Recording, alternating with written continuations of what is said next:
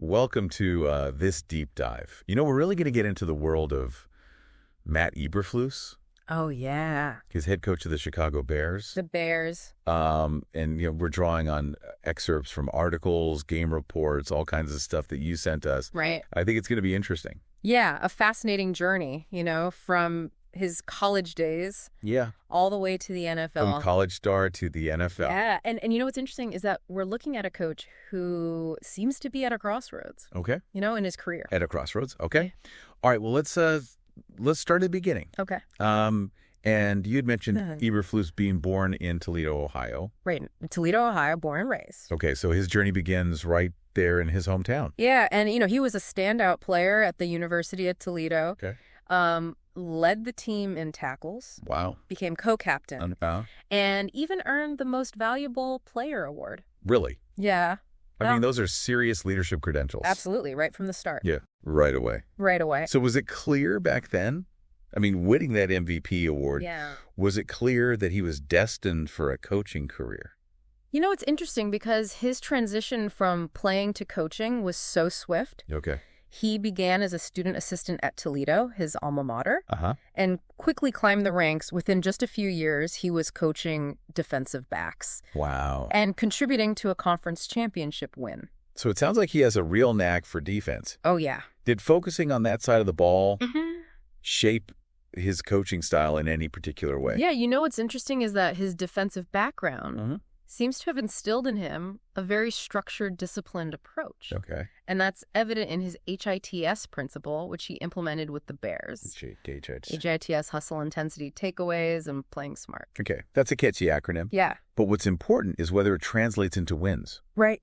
That's the million-dollar question. Yeah. Some coaches are known for being offensive masterminds, while others excel at crafting suffocating defenses. Okay. Eberflus definitely falls into the latter category. So he honed his defensive expertise first at Toledo. Right. And then at the University of Missouri, where he served as defensive coordinator. Yes. And led the team to a division title. Correct. But how did he make the leap to the NFL? Well, his success at Missouri caught the attention of the Cleveland Browns. Okay.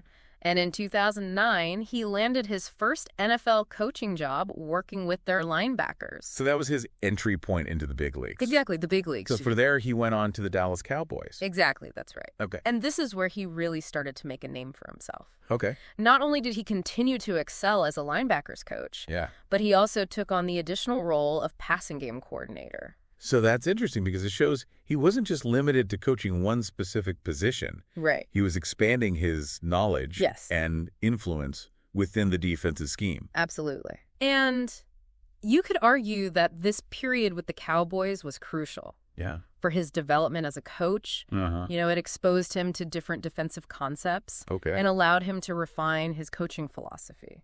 So it seems like this experience laid the foundation for his next big move. Yes. Becoming the defensive coordinator for the Indianapolis Colts.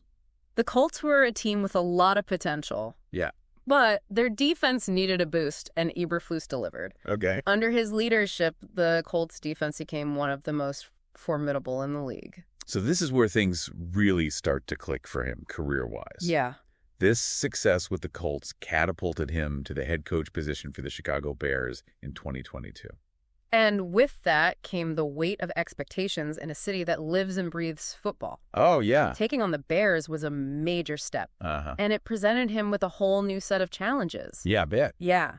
The Bears, they have a storied history. But they'd also been struggling in recent years. It was a team in transition, and Eberflus was tasked with turning things around.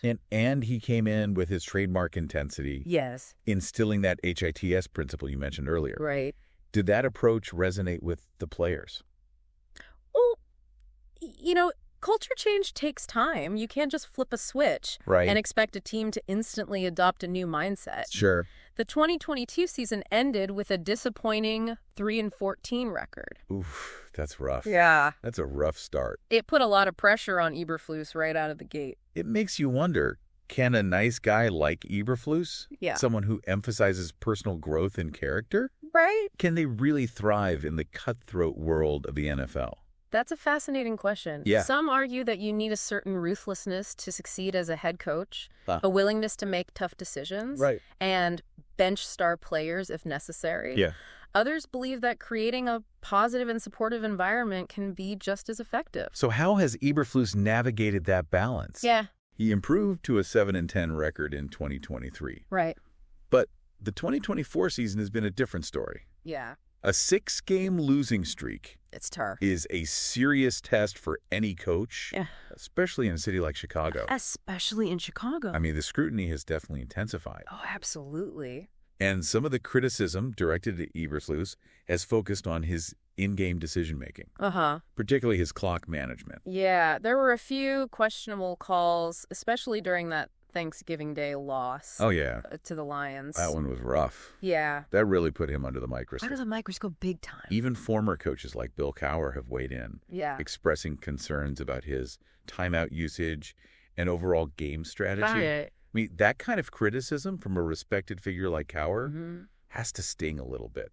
Of course, and it raises the question of whether Eberflus's strengths as a defensive coordinator translate to success as a head coach. Right. The skill sets aren't necessarily identical. A head coach needs to have a broader perspective, overseeing all aspects of the team. So it's not just about X's and O's. Right. It's about leadership communication and the ability to manage personalities and egos. Yeah. Within a high-pressure environment. Absolutely high pressure. Do you think those are areas where Eberflus might need to grow? It's hard to say for sure. Yeah. But it's certainly something to consider. Right. Every coach has their own strengths and weaknesses.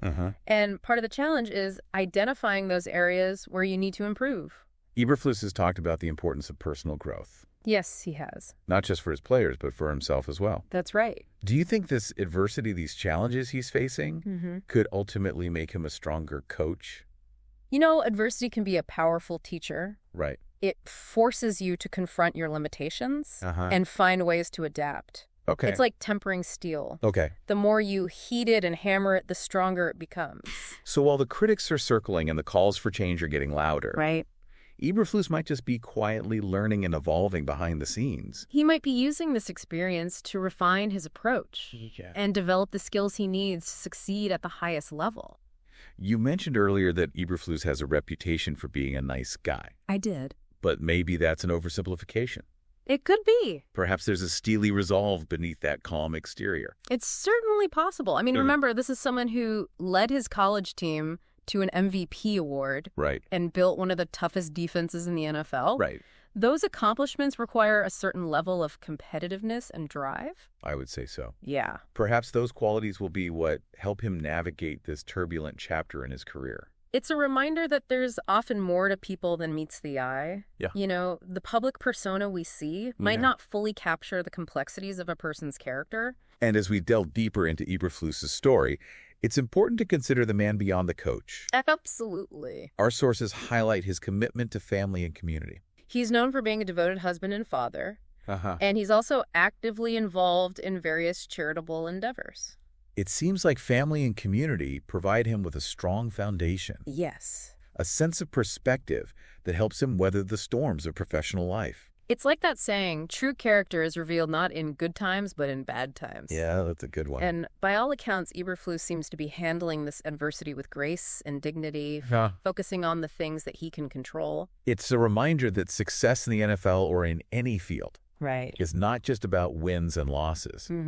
It's about integrity, resilience, and the ability to stay true to your values even when faced with immense pressure. Absolutely. It's fascinating to see how Eberflus's personal values seem to intersect with his coaching philosophy. It's not just about winning at all costs, but about building a culture of character and accountability. And that can be a tough sell in the NFL. Right. Where the pressure to win is immense. Yeah. But perhaps that's what makes Eberflus such an intriguing figure. You know, he's trying to forge his own path to lead with integrity and a focus on personal growth, even in the midst of adversity. It makes you wonder if his approach could be a model for other coaches. Yeah. A way to create a more sustainable and fulfilling environment. Right. within the high-stakes world of professional sports. That's an interesting thought. Yeah. What if success in the NFL wasn't just measured by wins and losses, but also by the character of the players and the culture of the team? It's a different way of looking at things. Right. And it might be exactly what the league needs. As we wrap up this deep dive into the world of Matt Eberflus, I'm struck by the complexity of his journey. Yeah. He's a man of contradictions in some ways. Yeah. A nice guy who's also a fierce competitor. Right. A defensive mastermind who's still finding his footing as a head coach. And that's what makes him so compelling. Right. He doesn't fit neatly into any box. Yeah. He's challenging our preconceived notions of what it means to be a successful NFL coach. So where does he go from here? Right. Will he turn things around in Chicago? Yeah. Will his HITS principle ultimately bring the Bears back to greatness? Right. Or will his path lead him elsewhere? Those are the questions that remain unanswered. Yeah. But one thing is for sure, Matt Eberflus won't back down from a challenge. Okay. He'll keep fighting, keep learning, and keep striving to make a positive impact both on and off the field. Now, thinking about all we've discussed today, I want to turn things over to you. Okay. If you were in Matt Eberflus's shoes, what would be your next move to turn things around for the Bears? That's the question you've been wrestling with throughout this deep dive. That's right. We've explored his background, his strategies, the challenges he's facing, and even his personal values. All of it. Now it's your turn to step into the coach's role. We've given you the playbook. What would your game plan be? I think that's something for our listener to ponder. Yeah. We've provided the insights, the analysis, the different perspectives. Yeah. Now it's time to form your own conclusions. It's been a pleasure diving deep with you into the world of Matt Eberflus. Likewise. We hope this has given you a better understanding of this complex and intriguing figure. And we hope it sparks some new ideas and perspectives for you to consider. Until next time, keep learning, keep questioning, and keep diving deep. Today is your lucky day. Today is the day that our $3 website works for you, paying you directly to your PayPal daily. Imagine $3 ongoing continuous payments to your PayPal account. Imagine falling asleep and waking up to $300 in your PayPal account. How would this make you feel? How could this help you? What bills could you pay? What kind of fun could you have? What does that retirement look like now? All for a one-time payment of $3. This website is DFY done for you, fully built and completely hosted, and never stops collecting payments for you. You have spent $3 on coffee on a regular, but that coffee won't help you create multiple streams of income. Click the link below.